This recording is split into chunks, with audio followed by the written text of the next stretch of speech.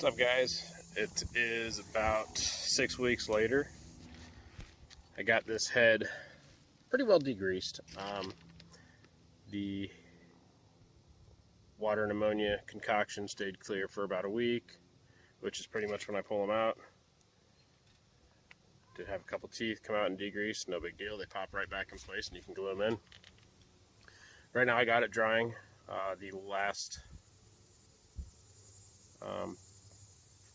hour or so in the ammonia, I added about a cup of 27.5% peroxide, which is the soft swim C that I use. It'll take a couple days to dry out, but once it dries completely, I'll be able to see if there's any more grease in it. And if there's not, I will. This is not the 3.5%. This is the high test, 27.5. I'll mist it with that in the sun and let it dry and then glue it up. Let me show you a couple things I do here to make sure nothing splays open. I zip tie the nose plates and I zip tie these pieces as well. You can see it's already like looking really, really good. It's only going to get better as it sits in the sun. But yeah, once it's completely dry, I'll just coat it with the peroxide one more time, dry it in the sun for a couple more hours. I'll brush all the graze wax off. That is this flaky stuff right here. I'll brush that off with a toothbrush and polish the horns and mount them on there. Yeah, it's starting to look really good. It's coming together nice. That's it. That's the where we're at. So I'll polish the horns. I'll go over that when I get to it in the next few days and put it all together, and we'll finish this thing up. Thank you. Again. Okay. Horns. They're dried. They had borax in them for the entire duration of degrease. Now I'm going to polish them. Let me show you what I use. I start with 120 grit. Go to 220. This is 320. And then I finish with 1,000 grit. I do all of it with an orbital sander.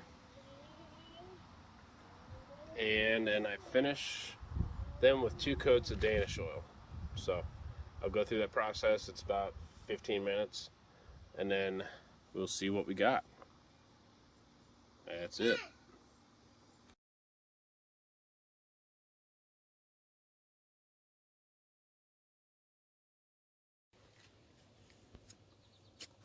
Okay. Polish the cloudy but smooth. Watch this. Get you a rag.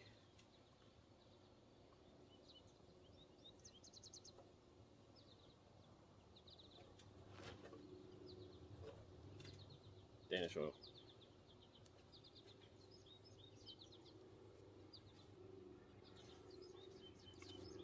Cloudy.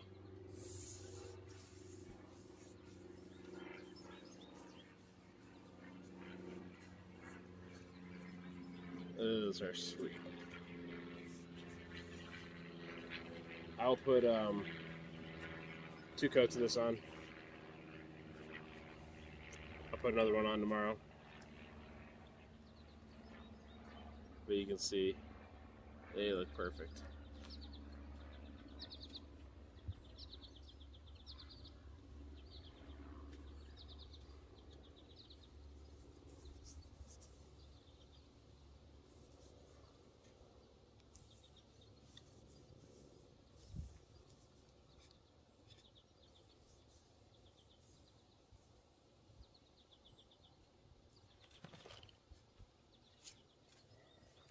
Let's actually see what they're going to look like. Try not to touch the skull if you got oil. You don't want to stain it. If I'm going to grab it, I grab it right here by the horn cores. And let's see here. This one is this side. Yeah, it's coming together. And this one is this side.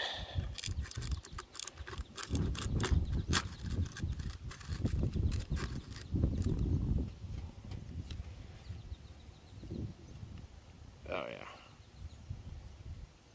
That's pretty much final part. I'm gonna oil these horns one more coat tomorrow. Glue and seal the skull, and we'll see the final product. Heck yeah, he looks sweet. Hi everyone. Alright, finishing up the steer skull. Two things I do. I use Install Bay Instacure glue. Get it on Amazon. Works great. It stays clear. It's excellent stuff. It's a little bit expensive. It's like 14 bucks a bottle, I think, but you get about 30 skulls per bottle, so it really, a little goes a long way. And then I clear coat with Mop and Glow. Just a little cheap chip brush. I keep my brush in water in between clear coats on anything, so I use the same brush for a long time. And yeah, let me show you what I do here. I just run a bead of glue down the inside of the teeth.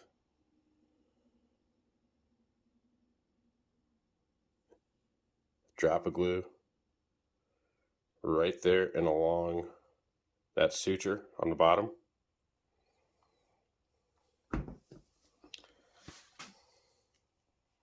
Right here, I add a drop of glue there. Then to the inside of the nose plates, I just put a drop of it like on the inside of the nose plates right here and turn the skull up, and it just runs down and kind of welds that whole seam. And then I'll put a little bit right in this area as well. That's it. Then I will use a chip brush and again Mop and Glow to clear coat the skull. You can glue the horns on, or you can screw them on. These ones are probably going to get screwed. I glued them on for sake of showing here, because I like how it looks without the rope. The customer wants me to put rope on the bases of the horn cores, so I'll probably run a screw in as well, just for insurance, just to it's going to get covered up with the rope, just to add that screw, just a little bit of help there. What else? I do a hanger in the back. I use number 19. This is actually a bite wire for like shark fishing. It works really good, and you get a lot for a little bit. That's it. That is the skull. I'll post pictures of this as well at the end of this clip and show you what it looks like with and without the rope. So you can see here, guys, everything's intact. All the bones are there. Nose plates aren't ripped out. There's not holes drilled in the skull. It's white as can be. Super clean. And I had very little effort in this. You know, it was just, there's a lot of steps, but they're short steps, and it's just patience in between steps. If you just take your time and do this, and really if you set up with these freezers like I have, man, I can fit like 20 deer heads in each freezer almost. So, you know, I can get 50, 60, 70 skulls degreasing at a time if I want to. And in wintertime, I'll have that going. So this is not a difficult process. It just takes patience and low temperature. And you will have the highest quality skulls you can see. As good as the beetle guys, you know, they sit there and say the beetles do the best thing. Well, bacteria eats away at the meat just like a beetle does. That's why I like maceration. It's easy. You don't have to house beetles. And it does a really clean job.